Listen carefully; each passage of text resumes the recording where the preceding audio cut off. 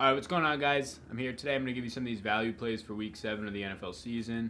Before we do that, I think I reached 100 subscribers, so I just wanted to reach out to you guys, say thank you for that. We might have dropped down to 99, not sure if we did that or not. But either way, once I reach around that 200 subscriber mark, I'm going to be doing a giveaway. So if you put your name or comment just in the description below, you'll be entered into it, basically, and I'll let you guys know what that giveaway will be. But for right now, I want to look at the Week 7 value plays. And before we get to value plays, I just want to talk about a value strategy, so like some slates that you guys can be playing. So there's a lot of points being had in the Sunday night. They got flex for Kansas City and the Bengals Sunday night game, and then the Monday night football game between Atlanta and the Giants. So a lot of high offenses there. There's high totals. I think that Sunday night game is 58, which is incredible with these Chiefs totals that we're seeing. And then that Sunday night game between the Giants and the Falcons at 54. So I think a good strategy would be to take the Thursday to Monday night slates and just do head-to-heads in there or tournaments in there. It's going to be very not as used strategy. People don't do Thursday to Monday as much. They're very softer slates, especially for head-to-heads. You're going to get people playing a lot of the Thursday night games, which we have a Denver Broncos versus the Cardinals tonight. Not a lot of fantasy points to go around there. People are going to be forcing some of those players into their lineups just so they can watch them earlier in the week. The whole psychology behind the fantasy football and people actually playing these bets. So that's one thing to look at, Thursday night to Monday night. I'll be doing that, but probably all of my head-to-heads. I want to stack that Chiefs-Bengals game. I want to play Saquon Barkley in that night game, see what else is on the Falcons side of the ball. I think there's a lot of value there. Once we got that Bengals and Chiefs game slated to the late night, I want that game more now in a lot of my stacks. So that's what I'm going to be looking at for sure. So that's just a value strategy type play. And then we'll just get into some of the value plays of the week at all positions. I'm just going to name off a bunch of guys, whether they're overvalued or undervalued studs, or whether you can get some lower guys so you can kind of fit in to get some of those higher studs, and those low guys are still going to give you some value. So just looking at a guy I want to note. So for explosive plays, explosive play rates, that's 20-plus yard plays. The number one offense or the number one game that we're seeing the most explosive plays come out of is going to be the San Francisco 49ers versus the LA Rams. So they both have the highest, they both rank in the top 10. San Fran, I think, is number 9, and number 8 is the Rams, or it might be 7 and 8. But they both rank in that top 10 for that. That's the only matchup of the week for explosive plays of 20-plus yards. So what we're going to see there is just a lot of big plays. We're going to see a lot of points. I think the over-under for that game is 52, the highest on the actual main slate. We're seeing a lot of high over-unders. I think, what are some of the other games? The this Bucks and Tampa game, I think that's over 50 and a half. We're seeing that one at. Detroit's at 46 and a half, which seems like a low over-under for the week. But really, I mean, any other year, that's a decent over-under. New England and Chicago's at 49.5. What else can we see here? At Baltimore and New England, or at Baltimore and New Orleans, I believe that's around the 50.5 mark as well. Might be 51 over under. And then, like I said, 52 for the Rams and the 49ers. So playing Jared Goff, having the most explosive plays, we're seeing some of the highest pace in these games. We're seeing the 49ers and the Rams play at the highest pace. It's one of the top 3 highest pace matchups. The good thing about pace, when you have high pace, you're going to be able to get a lot more plays out there, especially on offense. He has Todd Gurley in the backfield catching balls, making plays for him. No Cooper Kupp, but he has receivers that can definitely fill in. And he's going up against just a battered 49ers defense that Aaron Rodgers went for 450 yards on. Like that, basically, with the second and third string, 2 rookie wide receivers starting.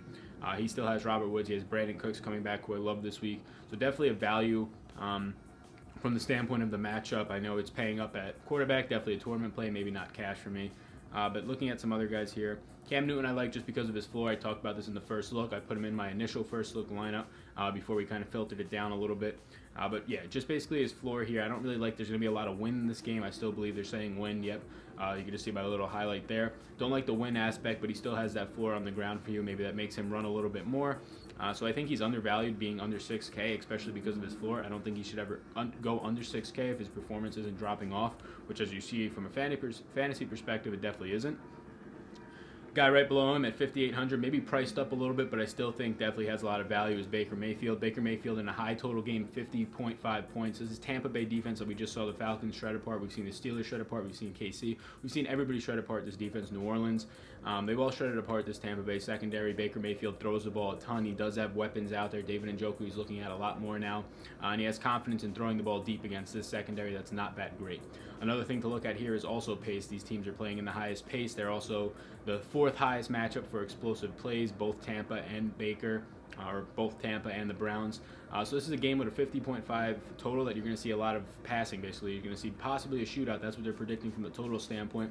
This is a game where I see not a lot of people in tournaments going towards playing Baker Mayfield. He's going to be low owned, playing anybody on the Tampa side of the ball. Jameis Winston's priced up extremely high. Because that 50.5 total, it shows that there's going to be a lot of points, but it's a little lower than the Rams. Some people might target that New England game a little bit more, maybe the Saints game. I think there's going to be a lot of value here at Baker Mayfield at 5,800, especially because you see these passing attempts right here. He's definitely chucking the ball a lot, and he's kind of just getting into his own right now. I know he had a 14-point floor game against the Chargers where the team was just terrible, and he still got you 14 points. In a game against a secondary like this, I could see maybe getting his first 3-touchdown game. Definitely some value there at 5,800. Going down a little more, not a value play for me, but I just like this play right here. Matthew Stafford, he's been having a good year, sneaky. In his last performance, people that just look at these logs like this, they're going to say, okay, we don't want to play him because he didn't do that great in his last performance. And basically, they were just up. They had a lot of lucky breaks. The opening kickoff for the Packers was fumbled. They got a short yardage. They got another short yardage on a turnover. So basically, he's just getting a lot of luck here. He's in this one game, he got a lot of luck for his team, so he didn't get to produce through the air as much, only 183 yards. His team was up the entire game by multiple scores. They really rushed the ball that game with Kerryon Johnson, LeGarrette Blount. And he's coming off of a bye, so he's coming off of a bye against Miami, who doesn't have the greatest defense. They got ripped apart last week a little bit. We thought they had a good defense, maybe not as good as we thought. So I like him as a sneaky play here at 5,800. He's definitely a guy who's going to throw the ball. The worry is that Brock Osweiler's starting, so maybe they get ahead and then they don't really do much. But on the road, I can see Miami hanging in a little. Osweiler looked good last week. I think if Stafford can get his 30 to 40 passing attempts in a game, he'll be a great play at a low ownership. Trubisky does stand out to me. He's definitely a value. I don't want to go too deep into that. I like him that he's at home. If he was on the road in New England, I wouldn't take it. But he's at home. New England's had some secondary issues. Patrick Mahomes just tore them apart. That's a totally different type of young quarterback, second-year quarterback. But Trubisky's definitely capable. It just depends what Trubisky you're going to get.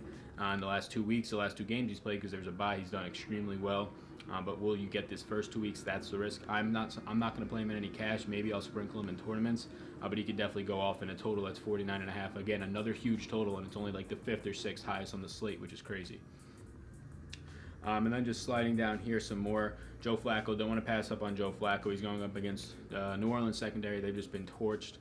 Basically, when you break it down and you look at John Brown as somebody for explosion plays, New Orleans is giving up the biggest plays to those types of receivers, both chunks, air yards, targets to deep threats. They're giving up all those completion percentage on deep balls. He has somebody like John Brown. You can see him connecting maybe once or twice with John Brown in this game. Also has all of his other receivers, which I like all of them this week for sure. Then lastly, I just want to scroll down here and click on CJ Beathard. I think he's Osweiler. So since Osweiler was named the starter this week, he's going to be the cheapest quarterback at 4,700. He won the Millie Maker last week, which is just crazy. It's literally just gambling, the Millie Maker. You just have to throw people in there. So why not throw CJ Beathard in there? So all these I'm not saying for cash. These ones are really mainly just tournament value plays, so you can fit other people in. So CJ Beathard here, in his last start against Green Bay, he did fine, right? I mean, they put up 30 points. They're able to move the ball in that offense. It's a high total of 52 points. They have high pace with both the Rams and them having high pace. Maybe he gets to run an extra 5-7 plays on offense. That's a possible touchdown in there for you. He has the ability to run on the ground here, get you that floor to cancel out some of his turnovers. He actually throws the ball pretty well, and his coach is Kyle Shanahan. So at some point, they're going to just scheme perfectly. They are scheming right now. They're only lost by 3 points or less in so many games, 7 since the start of last year. I know Beathard wasn't playing in all of those, but he played in some of those.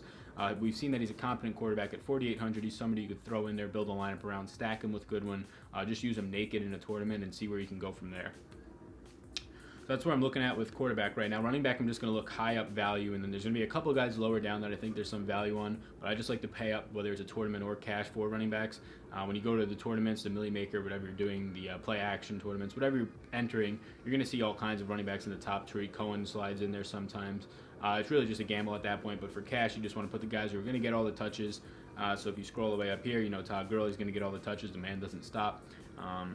Just incredible usage here, especially around the red zone. Kamara is somebody I'm going to stay away from this week for sure. But just getting into some of the value plays, just don't know what him and Ingram are going to be doing out there, and a Baltimore decent defense. Before I go into that, actually, I want to talk about this. So Drew Brees is 5,700. Drew Brees has had a pretty good year. I mean, he's breaking records. He's throwing the ball well. He has a good offense. He's had a couple of down weeks on the road. Against the Giants was the biggest one. Didn't have a terrible week against Cleveland at home. That's a good defense. At least we think that's a good defense. But here's a little narrative. So basically for tournaments, I'm going to be playing a decent amount of Drew Brees. I know that his home and road splits are terrible. He's really bad on the road, basically, is what everybody believes. And I know that this Baltimore defense is great. So it's just a terrible matchup overall for Breeze. I think he's going to have super low ownership. That doesn't change the fact that he has Kamara, he has Ingram, he has Meredith, he has Michael Thomas, he has this Traquan Smith. Now, he has a lot of weapons. So there's no reason this can't be a shootout with an over-under of, I think I wrote it down here, an over-under of 50 points. There's no reason that this can't end up being a shootout. I know Baltimore's going to be able to put up points. Maybe Baltimore puts up points early, forces Drew Brees to throw the ball a little bit more. And if he just plays like he can play, I know the road and away splits. It's not somebody I'm putting in cash, but he could be a tournament flyer, and he's a cheap tournament flyer, so why not stack lineups around him? So that's something I want to just point out there for value, just based on his price. I know the situation is basically terrible, similar to Matt Stafford, but based on their prices, Matt Stafford coming off the bye, Drew Brees just has so many weapons, and he's going to be super low owned for a guy that in normal weeks is going to be closer to the 5 to 10% range. I think it's worth it. So for the first value play here is just Zeke. He's at 8,100, so this is not just values at the low bargain bins. It's going to be bargain bins, but it's also going to be values up here. He's at 8,100. He's below Alvin Kamara this week. He has a pretty good matchup against Washington. He's getting every single touch in that backfield, 25 plus, I think, almost every single week, at least opportunity-wise with his targets. He's getting at least 25 plus opportunities since week, 2? So at 8,100, I think he should be somewhere higher up. I think he should be above Kamara, if not in that 85, or at 8,100, I think he should be in the 8,500 range. He's not in that range, so I think there's definitely value there. The drop-off in running backs is pretty quick. So you have Gurley, you have Kamara, and Zeke. A lot of people might play Kamara against Baltimore, might get him at low ownership. I don't know what his ownership is going to be. Maybe only 10% with Kamara, and that's huge because that guy can go for 40 points any week, 30 points any week. I think Gurley and Zeke are the guys I'm going to squeeze into my cash lineups at some point, find value somewhere else. But you can see right after Zeke, maybe McCaffrey, the value just drops off. You have James White, who's going to be inconsistent from just a rushing perspective. He's really relying on the receptions. If he doesn't get you 5 receptions for 2 touchdowns, he's not going to win you any tournaments. Cash perspective, I don't like him because he doesn't get a lot of the rushes. Sony Michel's handling a lot of the work there. But McCaffrey's always a great play, always a sneaky play. Definitely have him in some tournaments. But then you just have Yeldon and Fournette. You don't know what's going on there. You want to monitor Fournette at home against Houston. Houston's hasn't had the greatest success up front, hasn't had the greatest success in their secondary, so maybe target their receivers more than the running backs.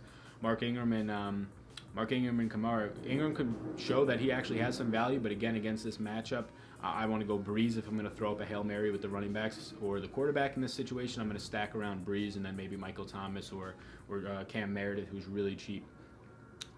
So sliding down here, I like Michel, but not on the road against the Bears. I like Cohen on the flip side of that if you want some more value. This could be 3 weeks in a row that he pops off. I don't think so. He's getting limited touches. This is definitely a tournament play only, but he's had targets in the last 2 weeks. Maybe they came out of their bye and saying we need to target this guy more. We'll see how that goes moving forward. Another value play is Kenyon Drake. Kenyon Drake and Frank Gore, actually, I'll get to both of them. Basically, they're playing Detroit, coming off a bye. Everybody's kind of forgot about how bad Detroit's rush defense is. It's bottom 3 this week. Miami's offensive line against Detroit's defensive line is a top 3 matchup in favor of Miami in the running game. So if you want to take a flyer on Kenyon Drake, I'm probably more in favor of going $1,000 plus cheaper, or $1,000 cheaper, and getting Frank Gore, who last week he had 100 yards. He got you a decent amount. He's going to get more of the goal line work there. Maybe he might not be using the passing game as much, but they don't want to go away from him. I think they should go away to him, to the talented more Kenyon Drake, but I think Frank Gore is going to get his decent amount of work against a bad rush defense at 3,800 if you're looking for a tournament flyer to give you more value. So let's go back to these running backs now here. So yeah, the Dolphins running backs you can't really go wrong with. They have an incredible matchup. Carlos Hyde, I pointed out in my first look, it might be getting a little loud. They do construction around here. It's absolutely terrible. Every morning at like 7 a.m., it's just absolutely terrible. It's ridiculous, honestly. You get a corner apartment and you're just getting construction. But Carlos Hyde, I don't think they should be using him as much. I think Duke Johnson is just being victimized out there and not getting any touches. I think Nick Chubb, his average touches right now is something ridiculous, like over 7 yards a carry, and they're not using him at all. He only has like 20 carries on the season. But Carlos Hyde keeps getting the work. He's not producing terribly. I think his overall average is like 3.7, but he's getting in the end zone a decent amount. Look at that. He's got 5 touchdowns on the year so far. He's catching a couple of balls, decent targets for a guy who really has never catched the ball too much while he's been there. In San Francisco, he's utilized more in the passing game. Not so much here, but we saw 3 targets here too. So not the greatest usage there in the passing game, so that is concerning to me, but he's still getting the work. 14 rushes in a game where they were being blown out the whole game is pretty impressive that they stuck to the run game that much. So they definitely want to get him the ball at 4,700. I used him in the first look in the flex. I think he's a great option. And then we already touched on Gore, and the last guy I want to touch on here is Kerryon Johnson. Again, a guy coming off the bye. Maybe he's kind of in the Aaron Jones situation for him, maybe the Nick Chubb a little bit, but really closer to Aaron Jones in Green Bay, where he's just a young guy who's obviously more talented than the people in front of him or the people in his backfield, LeGarrette Blount in this case, and they're just not giving him the ball. Look what he's doing with his carries. I mean, 5.4, 6.3, 6.1, 5.8. He's getting in the end zone a couple times. He's catching some balls. This is a guy that should be getting the ball probably 15 to 20 times a game, if not more, just based on his talent. He did great at Auburn. He was a talented running back coming out, and they're just still giving the ball to LeGarrette Blount or just not putting it in his hands as much. I think coming out of the bye, maybe that's something they work on. Again, coming out of the bye, you don't know what they're going to do. Based on his usage, he's only at 4,500. If they come out of the bye and say, let's give this kid the ball 20 times, you have tournament upside just like that, because is he a $4,500 back if he's getting the ball at least 20 times or 15 to 20 times? No, he's probably closer to that 6K range. So there's definitely value right here for Kerryon Johnson. Getting to wide receivers, this is where I have a decent amount of receivers here. So just starting out, Michael Thomas I wanted to point to. If you're going to kind of take that sneaker with Drew Brees, Michael Thomas, I know that the defense is tough, but he'll put him in. He'll get to avoid Jimmy Smith going in the slot, moving all over the field. Sean Payton's smart with that. And he's under 8K, so he's cheapest he's been all year by a lot, by a wide margin, $500. If Drew Brees can have some success, he's going to have to utilize Michael Thomas. I know he hasn't done that in the last 2 weeks, but I think he comes out of that. So if you want to play that sneaky Drew Brees with Michael Thomas stack, I think it's going to be super low owned, and it's actually going to be a little bit of a bargain saver with $4,700 for Brees and Thomas, a really expensive receiver, usually under 8K. Thielen at number one has just been going off. Just point that out, no value there. I mean, honestly, there probably is value at that point, what he has to do, because he's just getting 100 yards every week. But not something I want to talk about. Love Brandon Cooks this week with no Cooper Kupp. I think Cooks is going to get a lot of those projected targets. Maybe Robert Woods in the red zone more for those projected targets. But I love Cooks going up against San Fran. Like we said, they're just a depleted defense. We saw Scantling, MVS on Green Bay get behind him a couple times. We saw the tight end Jimmy Graham get behind him on the outside. If Jimmy Graham can run by defenders, Scantling, who doesn't have amazing speed, can run by defenders. Devontae Adams ran by defenders. I mean, he has speed, but he's more of just a guy who can get open. Brandon Cooks is going to blow the top off of this. I can see this being the week that he crushes with 40 points. Any week that's possible for Cook to be a tournament saver or tournament winner for you. I think Cooks being in a lot of lineups of mine is something I'm going to look at for tournaments in a high-scoring game where the Rams are going to throw the ball and there's another number one receiver for him, or Cooper Kupp if you want to say number one, number two, out for Jared Goff. I think he's going to look Cook's way a little more. He's 1 week healthier. I think this could be the week that he kind of catches that long 60-yard touchdown. Hopkins is another guy at value at stud. He's under 7K. Last week he did fine against Jacksonville and Ramsey. I know he's injured, so you just want to track that.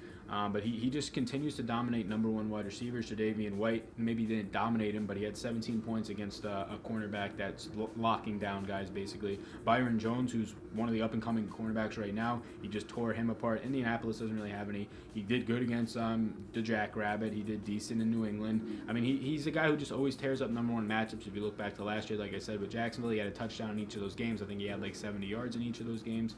So I'm not worried about him. And under 7K, that's literally a bargain right there. If you look at his teammate, Kiki, his price doesn't change at all. There's going to be a lot of hype coming off of him. He was probably 20% owned in the Millie Maker last week. He only had 5 targets, 3 catches in a game where just Deshaun Watson, the Bills defense, got to Deshaun Watson. The pressure was to him, and he was just rattled. I think against Jacksonville on the road, this isn't an ideal spot, but 4,300 for a guy who's going to get you at a floor of 5 targets, maybe get you up to 10 targets, 60 yards, and a touchdown. With 4,300, I'm going to take that all day. In a bounce-back game for Watson as well. I know it's a bounce-back game for the Jags defense at home, so that's a little bit scary.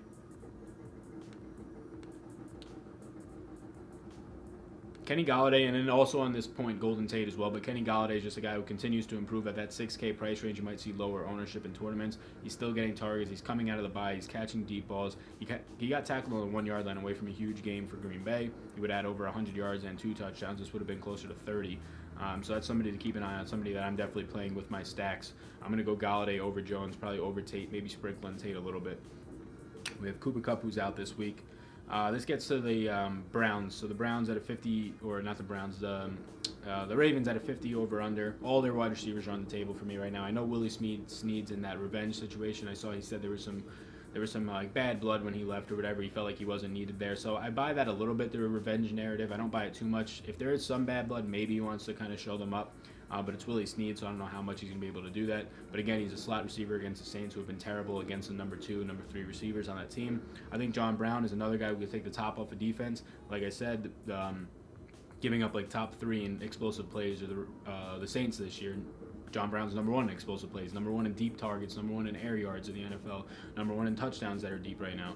So I think John Brown's an awesome play at 5,700. All these Ravens wide receivers, if we go to Baltimore real quick, they're all underpriced, in my opinion, right now. Maybe Crabtree's the closest to being properly priced, but even at 5,100, he's continuing to get targets. I mean, Crabtree's targets are as consistent as it gets, and he's $5,100, almost 5,000 even. Close to that really bargain bin range. He had a touchdown finally last week. He's going to score multiple touchdowns, at least 5 touchdowns this year if he stays healthy. Crabtree at 5,100 I love. And then Willie Snead at 4,000 I love as well. He's still getting the targets. You can see how much they're throwing the ball out there just based on all these targets. John Brown also getting targets. Snead in that revenge situation at 4,000. I'm fine stacking 2 wide receivers in this situation against New Orleans where we could see a shootout possibly going with Joe Flacco. Or if you want to take an off stack and go Drew Brees with Michael Thomas, you could fit in on the other side a Crabtree and a Willie Snead, or even a John Brown at 5,700, who last week was his only really poor target week since week 1. But these are just some guys that are very valuable in this situation with their matchup, just with the explosive plays that are out there for all these guys that can get it, their red zone ability with Michael Crabtree, Willie Snead getting the looks, all these guys really getting the looks. So it's something just to look at in Baltimore there with all their receivers for the most part. So Robbie Anderson, and then probably just I'll go down lower because we can see Anuma's out here. But I'll mention Robbie Anderson, but Jermaine Kearse here, he had 10 targets last week. He caught 90% of his targets, 9 of those balls, 94 yards. He's in the slot, so they moved Quincy Enunwa after like week 3 out to the outside after Enunwa was pretty much tearing it up. He had a good floor. He did bad on the outside. He's actually hurt now. They put Kearse in. Once Kearse went into that slot, he started to get more targets. I mean, rookie quarterbacks, they look into the slot at the tight end, at the running backs a lot. Darnold's been relying on the slot a lot. That's where he's been looking with Kearse this past week, as you can see. He's going to start there again. Quincy Enunwa's out. It looks like Terrell Pryor's probably going to be out. Robbie Anderson was questionable, but I believe he practiced today. Anderson on the outside against Minnesota, who really can't cover anybody, isn't a bad idea either. But like I said, Darnold's really just looking into the slot right now. Anderson's basically a boomer bust guy. Will he catch you a 50-yard touchdown or not? I think Kearse is a great play at his price of only $4,100. If we just look a little cheaper, here we go with Snead. Going cheaper down here, there's Cam Meredith, so it depends if he's going to play or not. I think he's going to play, but at $3,800, again, if you want to stack Breeze, a little sneaky stack. He's playing on limited targets. He had 71 yards on 5 targets. I don't think Traquan Smith's going to take anything away from him. Cam Meredith's been playing in the slot. Traquan Smith's going to be on the outside. Michael Thomas on the outside, maybe moving to the slot. But Cam Meredith only played on, I think, like 30 snaps or whatever it was. I think they said it somewhere. He only played on 30 of 66 snaps right here. On that Monday night game where Breeze broke all the records, basically, or broke the passing record. And that's just because they're trying to ease him back in from the ACL. They said he's going to play a lot more snaps this week, so we could look into that and see how true that's actually going to be. But at $3,800, I think it's actually going to be worth it at that point, especially in a spot where he's not going to be owned at all against a good defense, cheap, and it says that they're easing him back in. I think he's going to get probably closer to 75-80% of the snaps in the slot, which is fine on my part if you have Drew Brees throwing the ball again. It's just boom or bust. Is he going to do good on the road or not? Breeze, if he does good, Michael Thomas, Cam Meredith, those are going to be the guys that are most likely going to be beneficiaries of that at low ownership. And then we just had one more guy down here that I really wanted to point out. The last guy is just Anthony Miller. So he's at $3,400. He's cheap. He scored 2 touchdowns in the last 3 weeks. Again, he's getting limited targets. This is sort of more of a punt play, but he's a big play guy. He has a lot of speed out there against New England, who's hasn't been great on the secondary's perspective right now, especially early on. The last few weeks maybe picking it up, then got torched last week by the Chiefs. But if we can see Anthony Miller just getting maybe 7 targets in this game if they have to shoot out, I mean, we've seen what Trubisky can do in games where they're scoring a lot. Now Miller finally getting healthy, all the way caught up to speed. Maybe we see him break out a couple of plays. But that's it right now just for the wide receiver perspective. All the way down here, there's really nobody. Devontae Parker has just been the biggest bust of all time. But other than that, tight end, quickly go through. Gronk's at $6K. We don't see Gronk that cheap often. Going up against the Bears, who are a good defense, but not that great against the tight end, sort of middle of the pack, maybe a little bit closer to better than middle of the pack. But still, Gronk's waiting for his explosion week. He's not going to only have 1 touchdown all year. Week 1 after that, he hasn't really done much. Last week did good on the yardage, but basically he's just not getting those targets, especially in the red zone. That's because they're using Sony Michel more. They're actually running the ball inside the red zone. They usually do. Last year they ran the ball inside the red zone, or when they had Blunt, they ran the ball inside the red zone. But they're not throwing it at all right now, and they're not looking Gronk's way at all either in the red zone. So that's definitely an issue. But Gronk at $6K, you're not going to find that often. I think he'll be highly owned there. George Kittle, if you're going to be going with that Beathard and you want a low stack with Kittle and Beathard, Kittle's continue to get the targets out there. He's being utilized really as a wide receiver in San Francisco. Definitely Kittle's or Beathard's favorite target. He went to school with him wherever they went in the Dakotas. And basically, he's definitely a good option if you want to go low stacks here. Greg Olson's also great. Touched on him in the first look with Cam Newton. If you want to go there with a stack, Greg Olson played on every single snap except I think one in that first week back. He had decent targets. And in a game where they're probably going to be throwing the ball if it's not super windy, I like Greg Olson. I like David Njoku. I mean, he's probably going to be my cash lock the whole week. He has a great matchup against Tampa Bay. Probably the favorite target of Baker Mayfield right now. And you can see 12, 10, 7. He's just getting targets out the wazoo. Only 1 week without 7 targets as a tight end, and he's still priced at only $4,200. I think this is a guy that needs to be priced at $5K from a Draftkings perspective. I'll take advantage of the savings. O.J. Howard I'll mention against Cleveland. Cleveland's had a track record, especially last year, of letting tight ends, they let Jared Cook do it this year, just absolutely dominate them. O.J. Howard's probably the most athletic player maybe on the Bucs right now. Mike Evans I know is out there, but just overall just athletic freak, probably O.J. Howard. Has some battling with Cam Meredith to do, or not Cam Meredith, has some with Cameron Brate to do out there, but I think he'll be fine. That's really all I wanted to touch on. If you want to touch on Gerald Everett, was another guy that I wrote down just because this is going to be a high-scoring game, passing the ball a lot. Maybe he falls into the end zone, but they don't utilize their tight ends that much. But if they do, and they were to throw a touchdown to a tight end, it'd probably be Everett in this situation at only $2,700. If you want to go really cheap on a punt at a tight end, that's probably somewhere that I would go. But I think there's a lot of great value in that $3,000.